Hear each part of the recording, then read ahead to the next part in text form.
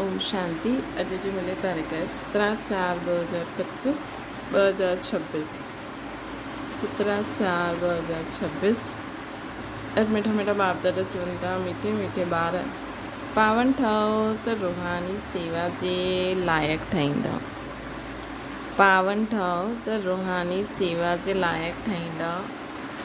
देही अभिमानी ॿार रूहानी यात्रा ते रहंदा ऐं ॿियनि खे बि इहा ई यात्रा कराईंदा। देही अभिमानी आत्मायूं रूहानी यात्रा ते रहंदा ऐं ॿियनि खे बि इहा यात्रा कराईंदा। ॿियनि खे बि कराईंदा कि देही अभिमानी आत्मा। प्रश्न: संगम युक्ति तव्हां ॿार जो कमाई कंदा आहियो, इहा सची कमाई आहे कीअं? उत्तर: हाणे जी जो कमाई आहे उहा 21 जन्मनि ताईं हलंदी आहे। इन जो कॾहिं बि देवालो न निकिरंदो आहे। ज्ञान ॿुधणु ॿुधाइणु यादि करणु कराइणु इहा सची कमाई आहे जो सचे बाबा ई तव्हांखे सिखलाईंदा आहिनि। अहिड़ी कमाई सॼे कल्प में कोई बि करे न सघे। ॿियो कोई बि कमाई साथ न हलंदी। गीता असांखे हुन राहनि ते हलणो आहे। ओम शांति। भक्ति मार्ग में त ॿार ॾाढा ठोकरियूं खाईंदा आहिनि। भक्ति मार्ग में ॾाढा ई भावना सां यात्रा करणु वेंदा आहिनि। रामायण आदि ॿुधंदा आहिनि। ईअं प्रेम सां वेही कहानी ॿुधाईंदा आहिनि जो रोइण बि अची वेंदो आहे। असांजे भॻवान जी सीता भगवती खे रावण डाकू खणियो हीअं चईंदा आहिनि। पोइ ॿुधण समय रोईंदा बि आहिनि। इहे सभु दंत कथायूं आहिनि जंहिंसां फ़ाइदो कुझु बि न आहे। पुकारदा बि आहिनि हे पतित पावन अचो, अची करे असां दुखी आत्माउनि खे सुखी ठाहियो। इहे न सम्झंदा आहिनि कि आत्मा दुखी थींदी आहे छो जी उहा त आत्मा खे निर्लेप चई ॾींदा आहिनि। न सम्झंदा आहिनि आत्मा सुख दुख सां न्यारी आहे। इहे छो चईंदा आहिनि छो जी सम्झंदा आहिनि परमात्मा दुख सुख सां न्यारो आहे त ॿार पोइ सुख दुख में कीअं ईंदा। इन्हनि सभिनि ॻाल्हियुनि खे हाणे ॿारनि सम्झियो आहे। इन ज्ञान में बि कॾहिं ग्रहचारी वेंदी आहे, कॾहिं कुझु थींदो आहे, कॾहिं प्रफुल्लित रहंदा आहिनि, कॾहिं मुरझाए उहे चहिरो रहंदो आहे। इहा थींदी आहे माया सां लड़ाई। माया ते ई जीत पाइणी आहे। जॾहिं बेहोश थींदा आहियूं तॾहिं संजीवनी बूटी ॾिबी आहे मनमना भव। भक्ति मार्ग जी चहचटा ॾाढी आहे। भक्ति मार्ग में देवताउनि जी मूर्ति खे केतिरो श्रृंगारदा आहिनि, सचा जेवर पाराईंदा आहिनि। उहो जेवर त ठाकुरनि जी प्रॉपर्टी हूंदी आहे। ठाकुरनि जी प्रॉपर्टी सो पुजारी व ट्रस्टी जी थी वेंदी आहे। तव्हां ॿार ॼाणंदा आहियो कि असां चैतन्य में ॾाढा हीरे जवाहरातनि खां सजा हुआ हुयासीं। पोइ जॾहिं पुजारी ठहींदा आहियूं त ॾाढा जेवर पाईंदा आहियूं त बि ॾाढा जेवर पाईंदा आहियूं। हाणे त कुझु बि न आहे। चैतन्य रूप में बि पायो, पोइ जड़ रूप में बि पायो। हाणे नो जेवर। हाणे बाबा सॼी आत्मा खे श्रृंगारनि था। बिल्कुलु ई साधारण। बाप साधारण आहिनि। बाबा चईंदा आहिनि मां साधारण धन में ईंदो आहियां। कोई राजे आदि जी ठाठ बाट न। सन्यासियुनि जा बि ॾाढा ठाठ बाट हूंदा आहिनि। हाणे त सम्झी विया आहियो बराबरि सत्युग में कीअं असां आत्मायूं पवित्र हुयासीं। शरीर बि असांजा पवित्र हुया। उन्हनि जो श्रृंगार बि ॾाढो थींदो आहे। कोई ख़ूबसूरत हूंदा आहिनि त उन्हनि खे श्रृंगार जो शौक़ु रहंदो आहे। तव्हां बि ख़ूबसूरत हुयो त ॾाढा सुठा जेवर आदि पाईंदा हुयो। हीरनि जा वॾा हार आदि पाईंदा हुयो। हिते हर चीज़ सांवरी आहे। ॾिसो गऊं बि सांवरियूं थींदी वियूं आहिनि। बाबा जॾहिं श्रीनाथ द्वारे विया हुया त ॾाढी सुठी गऊं हुयूं। श्री कृष्ण जी गयूं ॾाढी सुठियूं ॾेखारींदा आहिनि। हिते त ॾिसो कोई कीअं हूंदी। कोई कीअं हूंदी आहे। छो जो कलयुग आहे न, अहिड़ी गऊं हुते हूंदियूं न आहिनि। तव्हां ॿार विश्व जा मालिक ठहींदा आहियो, तव्हांजी सजावट बि हुते अहिड़ी सुंदर रहंदी। वीचार करो, गऊं त ज़रूरु हुजणी खपनि। हुतां जी गऊं जो गोबर बि कीअं हूंदो न, केतिरी ताक़त हूंदी। ज़मीन खे खाद खपे न, खाद विझबी आहे न त सुठो अनाज पैदा थींदो आहे। हुते सभु सुठी चीज़ूं ताक़त वारी हूंदियूं आहिनि। हिते त कोई चीज़ में ताक़त ई न आहे, हर हिकु चीज़ बिल्कुलु ई पावरलेस। बच्चे सूक्ष्मतन में वेंदियूं हुयूं, केतिरा सुठा सुठा वॾा फल खाईंदियूं हुयूं, शुबीर सादी पींदियूं हुयूं। इहे सभु साक्षात्कार कराईंदा हुया। माली हुते कीअं फल आदि कटे करे ॾींदा आहिनि। सूक्ष्मतन में त फल आदि थी न सघंदा आहिनि, इहे साक्षात्कार थींदो आहे। वैकुंठ त पोइ बि हिते ई हूंदो न। मनुष्य सम्झंदा आहिनि वैकुंठ कोई मथे में आहे। वैकुंठ न सूक्ष्म वतन में आहे न मूल वतन में हूंदो आहे, हिते ई हूंदो आहे।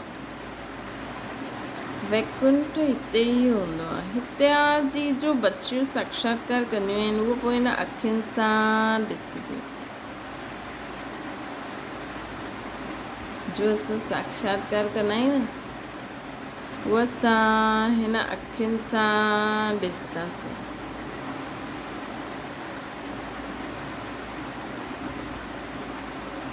जी पोजीशन अहिड़ी सामग्री बि रहंदी आहे। राजनि जे महल ॾिसो कीअं सुठा सुठा हूंदा आहिनि। जयपुर में ॾाढा सुठा सुठा महल ठहियल आहिनि। सिर्फ़ु महल ॾिसण लाइ मनुष्य वेंदा आहिनि, त बि टिकट रहंदी आहे। ख़ासि उहा महल ॾिसण लाइ रखंदा आहिनि, ख़ुदि पोइ ॿिया महलनि में रहंदा आहिनि। सो बि हाणे कलयुग में इहा पतत दुनिया आहे त कमाई जो साधन थी वियो आहे। कोई पंहिंजे खे पतत सम्झंदो थोरी आहे। हाणे तव्हां सम्झंदा आहियो, असां त पतत हुयासीं, कोई कम जा ई न हुयासीं। पोइ असां गोरा ठहींदासीं। उहा दुनिया ई फर्स्ट क्लास हूंदी।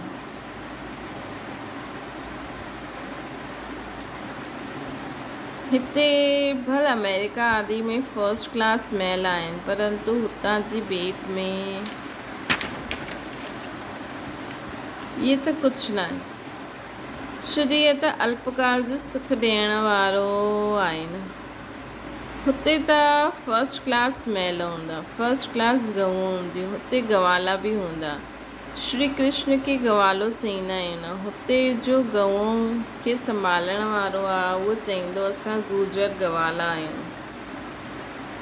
हिते श्री कृष्ण जी वंशावली सम्झंदा आहिनि। वास्तव में श्री कृष्ण जी वंशावली थोरी आहिनि, तो श्री कृष्ण जी राजधानी जा चईंदासीं। साहूकारनि वटि गऊं हूंदियूं त गुजर संभालण वारा बि हूंदा। ये गुजर नाम सतयुग जो आहे। कल्ह जी त ॻाल्हि आहे। कल्ह असां आदि सनातन देवी देवता धर्म जो हुयासीं, पोइ पतित थी विया हुयासीं। हाणे असां वरी पावन ठहूं था। पतित थी वियासीं त पंहिंजे खे हिंदू कहलाइण लॻी वियासीं। पुछो त आदि सनातन देवी देवता धर्म जा आहियो, व हिंदू धर्म जा आहियो? अॼुकल्ह सभु हिंदू लिखी छॾंदा आहिनि। हिंदू धर्म कीअं स्थापना कयो? देवी देवता धर्म कीअं स्थापना कयो?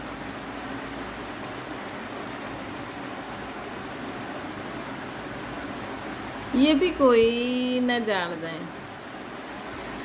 बाबा ये प्रश्न पूछता आहिनि, ॿुधायो आदि सनातन देवी देवता धर्म कीअं स्थापना कयो? शिव बाबा ब्रह्मा द्वारा करनि था। राम व शिव बाबा जी श्रीमत ते आदि सनातन देवी देवता धर्म जी स्थापना थी।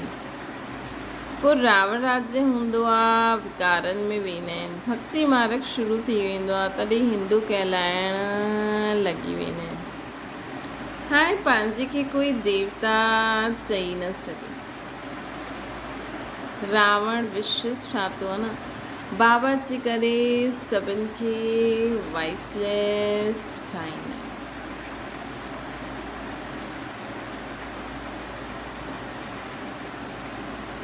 बाबा जे करे सभिनि खे वॉइसलेस ठाहींदा आहिनि। तव्हां ईश्वरी मत सां देवता ठाहींदा आहियो। बाबा ही अची करे तव्हां ब्राह्मणनि खे देवता ठाहींदा आहिनि। सीढ़ी कीअं उतरंदा आहियूं इहे तव्हां ॿारनि जी ॿुधी में नंबरवार वेंदो आहे। तव्हां ॼाणंदा आहियो ॿिया सभी मनुष्य आसुरी मत में हली वेंदा। ॿिया सभु मनुष्य आसुरी मत ते हलनि था। तव्हां हलो था ईश्वरी मत ते। रावण जी मत सां सीढ़ी उतरंदा आया आहियूं। 84 जन्म पोइ पहिरियों नंबर जन्म थींदो। ईश्वर बुद्धि में तव्हां सॼी सृष्टि जे आदि मध्य अंत खे ॼाणे वेंदा आहियो। ईश्वर बुद्धि सां तव्हां सभु सम्झी वठंदा आहियो। ये तव्हांजो जीवन ॾाढो अमूल्य आहे। इन जी बहादुरी आहे न, इन्हनि जी बहादुरी आहे। जबकि बाबा जी करे असांखे एतिरो पावन ठाहींदा आहिनि, असां रूहानी सेवा जे लाइक़ु ठाहींदा आहियूं। हू आहे जिस्मानी सोशल वर्कर जो देह अभिमान में रहंदा आहिनि। तव्हां देही अभिमानी आहियो। आत्मा खे रूहानी यात्रा ते वठी वेंदा आहियो। बाबा सम्झाईंदा आहिनि त सतो प्रधान हुयो, हाणे तमो प्रधान थी विया आहियो। सतो प्रधान खे पावन, तमो प्रधान खे पतित चईंदासीं।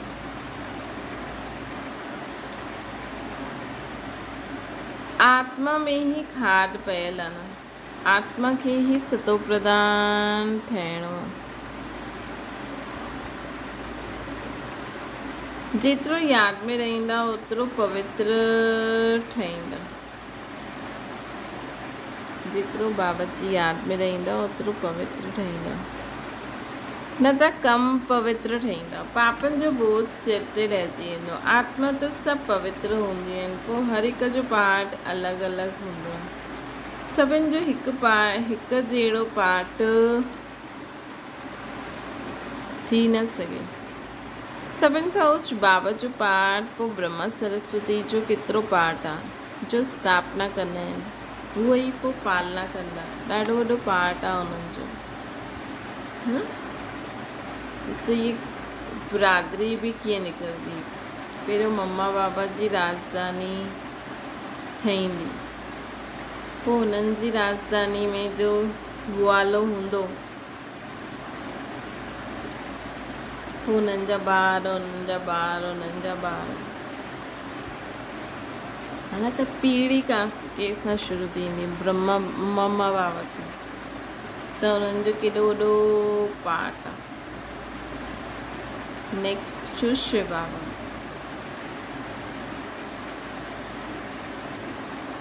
है ना। पहिरियों शिव बाबा, पोइ ब्रह्मा सरस्वती जो पुनर्जन्म में ईंदा आहिनि, जो पुनर्जन्म में ईंदा आहिनि। शंकर त सिर्फ़ु सूक्ष्म रूप धारण कंदा आहिनि। ईअं न कि शंकर कोई शरीर जो लोन वठंदा आहिनि। श्री कृष्ण खे पंहिंजो शरीर आहे। हिते सिर्फ़ु शिव बाबा शरीर जो लोन वठंदा आहिनि। हिते सिर्फ़ु शिव बाबा शरीर जो लोन वठंदा आहिनि। पतित शरीर पतित दुनिया में अची करे सेवा कंदा आहिनि। शिव बाबा पतित शरीर पतित दुनिया में ईंदा आहिनि, बसि सभिनि खे पावन ठाहिण जे लाइ ज्ञान ॾींदा आहिनि। मुक्ति जीवन मुक्ति में वठी वेंदा आहिनि। पहिरियों मुक्ति में वञिणो पए। नॉलेजफुल हिकु बाबा पतित पावन आहे, उन्हनि खे चइबो शिव बाबा। शंकर खे बाबा चईंदा शोभदो न। शिव बाबा अक्षर ॾाढो ई मिठो आहे। शिव जे मथां कोई अक चढ़ाईंदा आहिनि, कोई छा चढ़ाईंदा आहिनि, कोई दूध बि चढ़ाईंदा आहिनि। बाबा ॿारनि खे अनेक प्रकार जी सम्झानी ॾींदा रहंदा आहिनि। ॿारनि जे लाइ सम्झाइबो आहे, सॼो मदार योग ते आहे। बाबा चवंदा सॼो मदार किथे आहे? योग ते आहे। योग सां ई विकर्म विनाश थींदा आहिनि।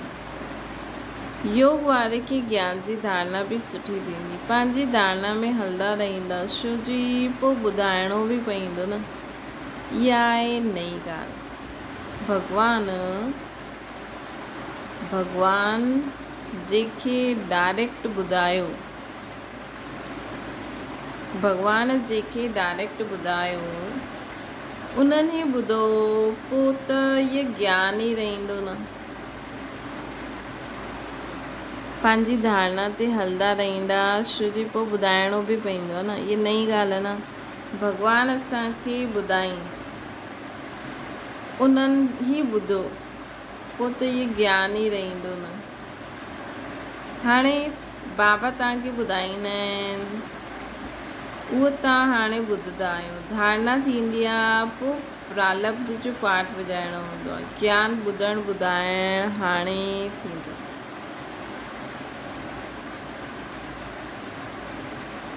है न। पोइ त सत्युग में प्रारब्ध जो पाठ शुरू थी वेंदो न। ॿुधणु ॿुधाइणु त हाणे ई थींदो। सत्युग में इहो पाठ न हूंदो। सत्युग में कोई कंहिंखे सम्झाने न ॾींदो, न माउ बाप ई ॿारनि खे सम्झाने ॾींदो। हा भई, उतां जी जेकी रीति रस्म जो हूंदा उहा अलॻि ॻाल्हि आहे, बाक़ी हीअं करो, हीअं न करो, ईअं जे हाणे माउ बाप सेखारींदा न, ईअं न। हुते सभु पंहिंजे प्रारब्ध अनुसार पाठ ॿुधाईंदा।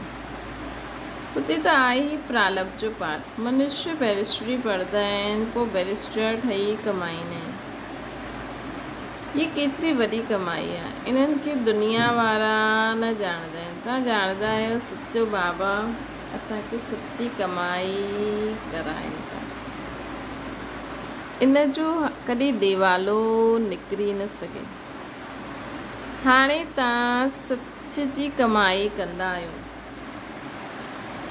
इहा कमाई असां सां गॾु 21 जन्मनि ताईं रहंदी आहे। बाबा त चवंदा आहिनि जास्ती जन्मनि ताईं रहंदी आहे।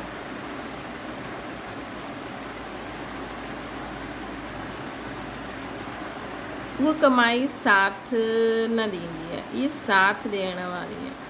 मतिलबु आत्मा में जो गुण, जो शक्ति, जो सम्झ असां में बाबा भरनि था, जो दैवी गुण धारण असां करूं था, इहे ॾाढो समय असां सां गॾु रहंदा। इहे ॻाल्हियूं तव्हांजे सवाइ ॿियो कोई जी ॿुधी में न आहे। कहिड़ी वंडरफुल ॻाल्हियूं आहिनि। इहे ॻाल्हियूं सिर्फ़ु असांजी ॿुधी में असां सम्झी था सघूं, ऐं ॿिए कंहिंजी ॿुधी में ईंदियूं ई न। तव्हां में बि घड़ी घड़ी कोई भुलिजी वेंदा आहिनि। बाप ऐं वर्सी खे भुलिजणो न खपे। बसि ॻाल्हि हिकु ई आहे, बाप खे यादि करो। जे बाप सां 21 जन्मनि जो वरसो मिलंदो आहे, उनखे यादि करो। 21 जन्म तव्हांजी निरोगी काया रहंदी, बुढ़ापे ताईं अकाले मृत्यु न थींदी। ॿारनि खे केतिरी ख़ुशी थियणी खपे। बाबा जी यादि आहे मुख्य। इन में ई माया विघ्न विझदी आहे, तूफ़ान लाहींदी आहे। यादि में अनेक प्रकार जा तूफ़ान ईंदा। तव्हां चईंदा बाबा खे यादि करा, परंतु करे न सघंदा।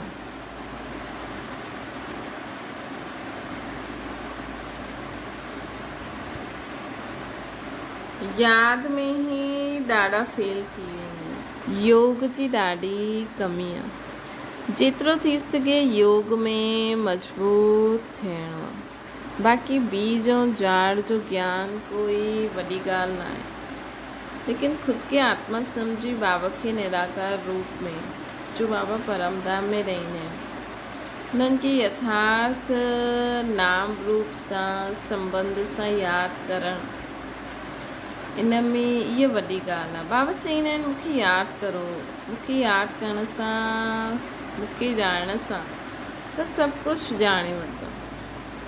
यादि में ई सभु कुझु भरियलु आहे। स्वीट बाबा शिव बाबा खे यादि करणु, स्वीट बाबा शिव बाबा खे यादि करणु। बाबा जी यादि, बाबा में ई सर्व संबंधनि जो रस समायल आहे, सर्व चीज़ुनि जो बि रस बाबा में ई समायल आहे। उच ते उच भॻवानु आहे न, श्रेष्ठ ते श्रेष्ठ उहो हिकु शिव बाबा आहे।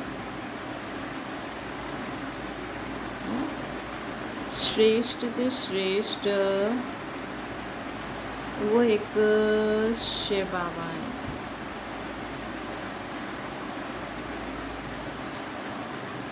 ऊचे ते ऊचो वरसो ॾींदा आहिनि, 21 जन्मनि जे लाइ बाबा असांखे वरसो ॾींदा आहिनि, सदा सुखी अमर ठाहींदा आहिनि, है न। ऊचे ते ऊचे भॻवानु आहे, श्रेष्ठ ते श्रेष्ठ उहो हिकु शिव बाबा आहे। ऊचे ते ऊचे शिव बाबा श्रेष्ठ ते श्रेष्ठ आहिनि, ऊच ते ऊच असांखे वरसो ॾींदा आहिनि, सदा सुखी अमर ठाहे छॾींदा आहिनि।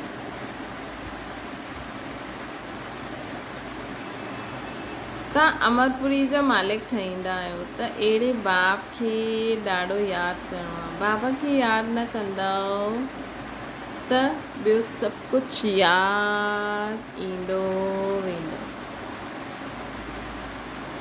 अच्छा, मीठे मीठे सिकिल ते ॿारनि प्रति माता पिता बाप दादा जो यादि प्यार ऐं गुड मॉर्निंग। रूहानी बाप जी सभिनि रूहानी ॿारनि खे नमस्ते। असांजी बि रूहानी माता पिता बाप दादा खे यादि प्यार गुड मॉर्निंग ऐं नमस्ते। धारणा जे लाइ मुख्य सार, ये ईश्वरीय जीवन ॾाढो अमूल्य आहे। हिन जीवन में आत्मा और शरीर ॿिन्हिनि खे पावन ठाहिणो। न कॾहिं असां योग में वेठा आहियूं, असांखे कोई खाइण जी चीज़ूं, कोई बि ॻाल्हि यादि अचे थी, है न। सम्झो तव्हांखे अंब जो टेस्ट या अंब यादि, संकल्प अचे थो, तव्हां नथा करणु चाहियो लेकिन अचे थो, तव्हांखे ज़रूरत बि न आहे, है न। त कर्म क्षेत्र में ईंदा आहियूं त जो खाइणो आहे उहो खाइणो ई आहे, लेकिन अगरि योग में डिस्टर्ब करे त जीअं शिव बाबा जी यादि में ई उहो अंब जो रस असां अनुभव करूं, मतिलबु उन अंब खे बि असां बिंदी बिंदी बिंदी बिंदी लॻाए छॾियूं। त बाबा चवनि था इहे जीवन ॾाढो अमूल्य आहे। जीवन में आत्मा और शरीर ॿिन्हिनि खे पावन ठाहिणो आहे। रूहानी यात्रा ते रही करे ॿियनि खे बि इहा यात्रा सिखलाइणी आहे। ॿियो आहे जेतिरो थी सघे सच जी कमाई में लॻी वञिणो। निरोगी ठहिण जे लाइ यादि में मजबूत ठहिणो। निरोगी ठहिण लाइ बाबा जी यादि में मजबूत रहणो। असांजो शरीर सभु बीमारियुनि सां मुक्त हुजे, त हुन जे लाइ बाबा जी यादि में मजबूत रहणो। ॿियो आहे वरदान, शरीर खे ईश्वरीय सेवा जे लाइ अमानत सम्झी करे कार्य में लॻाइण वारा नष्टो मुआ ठाहो। जीअं कोई जी अमानत हूंदी आहे त अमानत में अपनोपन न हूंदो आहे, ममता बि न हूंदी आहे, त इहा शरीर बि ईश्वरीय सेवा जे लाइ हिकु अमानत आहे। ये अमानत रूहानी बाबा ॾिनी अथई त ज़रूरु रूहानी बाप जी यादि रहंदी न। अमानत सम्झण सां रूहानियत ईंदी आहे। अमानत सम्झण सां छा थींदो? रूहानियत ईंदी। मतिलबु कि अमानत ज़रूरु रूहानी बाबा जी यादि दिलाईंदी। अगरि ये शरीर बि असांखे बाबा ॾिनो अथई त हिन शरीर खे बि कुझु बि थींदो, कुझु बि खाइण पीअण सां कुझु थिए थो, कुझु बि लॻे थो, कुझु बि थींदो त असां झटि बाबा खे ॿुधाईंदासीं न, बाबा तव्हांजे शरीर में हीअं थिए थो। त छो जी असांखे बाबा अमानत में ॾिनी अथई। असां त आत्मा बाबा जी थी वियासीं, परमधाम निवासी, लेकिन बाबा असांखे वापसि हेठि मोकिलियो अथई। छो जी हिते सेवा करण लाइ हिन शरीर में मोकिलियो अथई। त हिन शरीर खे जो खाराइणो पीआरिणो कीअं रखिणो आहे, उहो बाबा जी श्रेष्ठ मत ते हली करे असांखे करिणो। त अमानत थी वई न। अमानत सम्झण सां पोइ रूहानियत बि ईंदी। पंहिंजी ममता न रहंदी कि मुंहिंजो शरीर आहे। इहे सहज उपाय आहे निरंतर योगी रहण जो। कुझु बि चीज़ असांजी आहे न, सभु बाबा जी आहे, त ऑटोमेटिकली कुझु बि यूज़ कंदासीं, वठंदासीं। कुझु बि गड़बड़ी थी वई, कोई चीज़ टुटी पई, ख़राबु थी, त तुरंत बाबा खे ॿुधाईंदासीं। त हीअ निरंतर योगी थी वियो। ऐं पोइ नष्ट मोह बि थी वेंदो। सम्झो शरीर में कुझु हीअं थिए त असां बाबा खे ॿुधायूं, बाबा ॾिसंदा भई हाणे शरीर खे तव्हां शरीर में ये बीमारी आहे, इहा आहे, केसि ताईं हलाए सघंदा आहियो। हिकु बार बाबा खे ॿुधाए करे हलंदा रहो। हीअं न सॼो ॾींहुं चओ बाबा सूर आहे सूर आहे, थोरो सहन बि करो। ज़्यादा चईंदव त बाबा ॿियो शरीर ॾियण लाइ तव्हांखे आत्मा खे करे छॾींदो हिन शरीर में, हा न। त बाबा खे ॿुधायो, उन रीति बाबा तव्हांखे सभु इलाज ट्रीटमेंट सभु ॾींदा। पोइ बाबा जी सेवा करो। ज़्यादा चिल्लाईंदव त एडवांस पार्टी में मोकिले छॾींदा बाबा खे। त हिन करे नष्टो मोह बि थी वेंदासीं, निरंतर योगी बि थी वेंदासीं। त हाणे रूहानियत जी स्थिति खे प्रत्यक्ष करो। स्लोगन आहे वानप्रस्थ स्थिति में वञिणो आहे त दृष्टि वृत्ति में बि पवित्रता खे अंडरलाइन करो। दृष्टि वृत्ति में भी पवित्रता खे अंडरलाइन करो। अव्यक्त इशारो, तव्हांजो हर बोल महान आहे, हर मन सां संकल्प हर आत्मा जे प्रति मधुर हुजे, हर हिक खे ऊंचो उठाइण जो स्वभाव हुजे। हर आत्मा में विशेषता हूंदी आहे, बाबा चईंदा आहिनि न। मधुरता जो स्वभाव हुजे, निर्माणता जो स्वभाव हुजे, हर हिक खे ऊंचो उठाइण जो स्वभाव हुजे असांजो, मधुरता जो स्वभाव हुजे, निर्माणता जो स्वभाव हुजे। मुंहिंजो स्वभाव ईअं आहे, ईअं न चइणो आहे मुंहिंजो चयो, मुंहिंजो किथां आयो। मुंहिंजो तेज़ ॻाल्हाइण जो स्वभाव आहे, मुंहिंजो आवेश में अचण जो स्वभाव आहे। त देहभान, मां आत्मा त बाबा जी आहियां, त बाबा जा गुण छा आहिनि। हर हिक खे ऊंचो उठाइण, मधुरता जो स्वभाव, निर्माणता जो स्वभाव, त उहो ई असांजो आहे, उहो ई असांजो स्वभाव आहे। तेज ॻाल्हाइण जो स्वभाव आहे, मुंहिंजो आवेश में अचण जो स्वभाव आहे। स्वभाव जे वश थियण इहा माया आहे, स्वभाव जे वश थियण इहा माया आहे। हाणे माया जी ठहिणो, हाणे असांखे छा ठहिणो आहे, माया जी ठहिणो। अभिमान व दिल शिकस्त थियण जो, ईर्षा व आवेश में अचण जो सुभाव के परिवर्तन करो। अभिमान व केसा ईर्षा थे केसा कहिड़ी ॻाल्हि जो अभिमान करो, सब कुछ तो शिव बाबा जो ही है ना। केसा ईर्षा शो करो, पंहिंजे पुरुषार्थ अनुसार जो तव्हांखे प्राप्त आहे हुन में ख़ुशि रहो।